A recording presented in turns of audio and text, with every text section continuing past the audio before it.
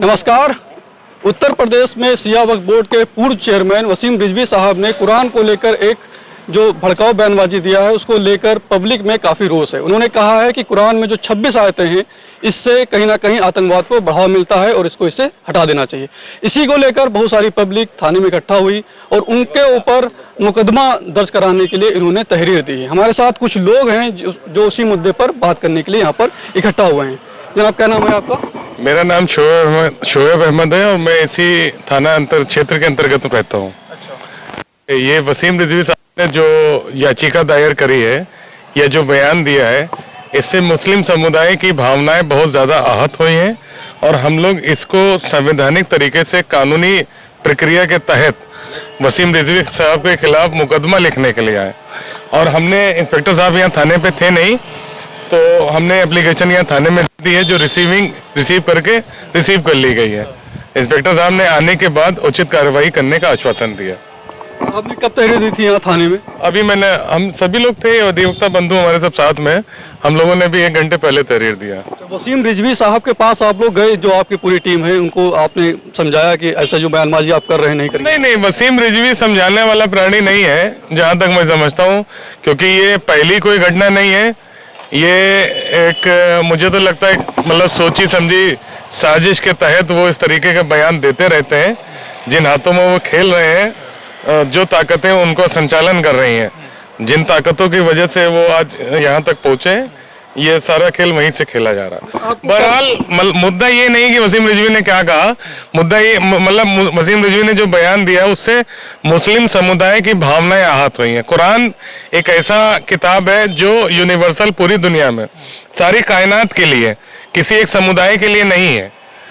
जो उन्होंने याचिका दायर करी है या जो बयान दिया है, बिल्कुल बर्दाश्त करने के काबिल नहीं है, नाकाबिले बर्दाश्त है। उनके खिलाफ हम लोगों की मांग है सख्त से सख्त कार्रवाई करी जाए और कानूनी प्रक्रिया का पालन करते हुए उनके खिलाफ कार्रवाई की जाए। आपका क्या नाम है? आप साथ में? जी, आशिम, मोहम्मद आशिम। आप क्या कहेंगे इस बयानबाजी के बाद क्या होगा? मैं तो बस इतना ही कहना चाहता हूँ कि उत्तर प्रदेश की अदालत से कि इनके ऊपर सख्त से सख्त कार्रवाई करी जाए और इनको जेल में डाला जाए। बस मैं जेल में डालने की आप बात कर रहे हैं, आप क्या कहेंगे? मैं सैयद सज्जाद नकवी। वसीम ने जो बयानबाजी की कुरान शरीफ को लेके, तो उसने 2 बड़े जुर्म किए हैं। उसने खुलफा राशिदीन पे इल्ज़ाम लगाया है और कुरान शरीफ में किसी भी आयत का ज़ेर ज़बर का और एक नुक्ते का भी रद्द बदल नहीं हो सकता है। और हर आयत या सूरे के पहले एक दूसरी आयत जो होती है, उसी के बाद सिलसिलेवार उसमें उसने जो कोट किया, अरबी में एक अल्फाज के 10 मायने हैं।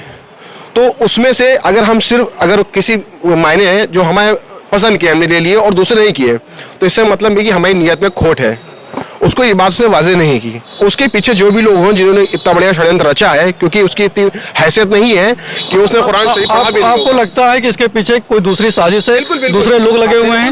वसीम रिजवी जो बयानबाजी दे रहे हैं, इसके पीछे किसी ना किसी दूसरे का हाथ है? बिल्कुल, इसमें बहुत बड़े लोगों का है, जिनमें बहुत बड़ा षड्यंत्र है। क्योंकि मुस्लिम समुदाय, शिया, सुन्नी, वहाबी, देवबंदी, कोई भी हो, कुरान शरीफ और रसूल खुदा सल्लल्लाहु अलैहि वसल्लम और परवरदिगार अल्लाह पे, तौहीद पे उनका सबका यकीन है। बाकी जो आपस की चीज़ें वो अलग बात है, लेकिन इनमें किसी में भी कोई भी इख्तिलाफ नहीं है, ज़रा सा भी रत्ती बराबर भी। तो उसने ये पूरे आलम इस्लाम के ऊपर एक तोहमत लगाई है जो निहायती गंभीर मामला है।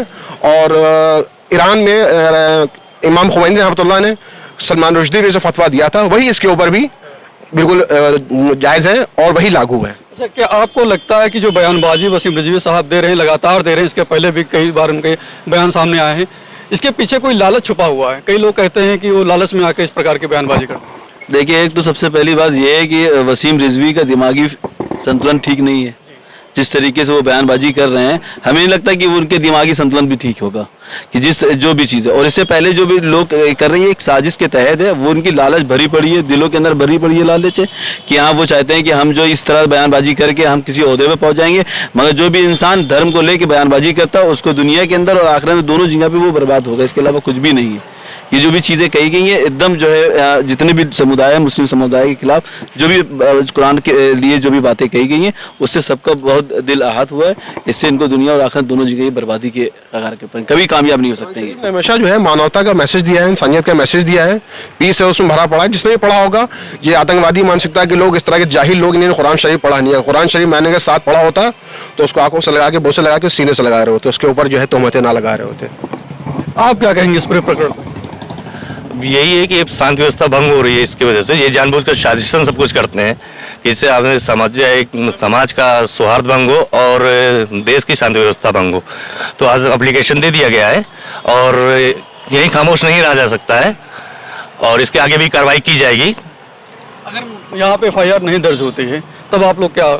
हम अदालत का रास्ता देखेंगे, रास्ते है नहीं। FIR दर्ज होगी, रिसीविंग हो गई है ये FIR मैंने, हाँ FIR मैंने किया है, ठीक है। इसके आगे अदालत में जाएंगे, या इसके आगे अदालत में जाएंगे, खामोश नहीं बैठा जाएगा जो भी है। आप क्या कहेंगे इस पूरे प्रकरण को लेकर?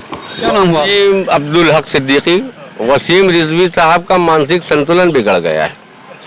कुरान शरीफ हर धर्म के लोगों के लिए है, सिर्फ मुसलमानों के लिए नहीं है। कुरान शरीफ में किसी भी तरह का रद्द बदल, एक नुक्ता नहीं रख सकते, नुक्ता नहीं हटा सकते।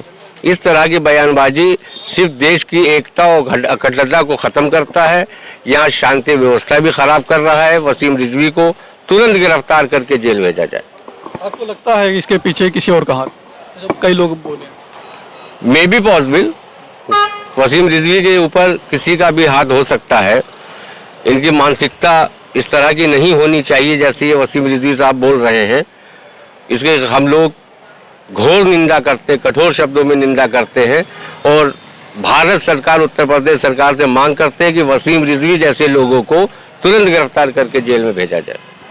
तो बहुत सारे लोग हमारे साथ जुड़े हुए थे। वसीम रिजवी जी ने जो बयानबाजी की है उसको लेकर इन्होंने यहाँ पर तहरीर भी दे दी है और कुछ लोग कह रहे हैं FIR भी दर्ज हुई है। इसके आगे और रास्ते खुले हुए हैं, उनके ऊपर कठोरतम कार्रवाई की ये लोग मांग कर रहे हैं। जितने भी लोग थे, ये अधिवक्ता थे, इनकी मांग यही है कि जो वसीम रिजवी लगातार अपनी बयानबाजी कह रहे हैं उसके भारत सरकार और उत्तर प्रदेश सरकार कहीं ना कहीं कठोर कदम उठाए उनको लेकर।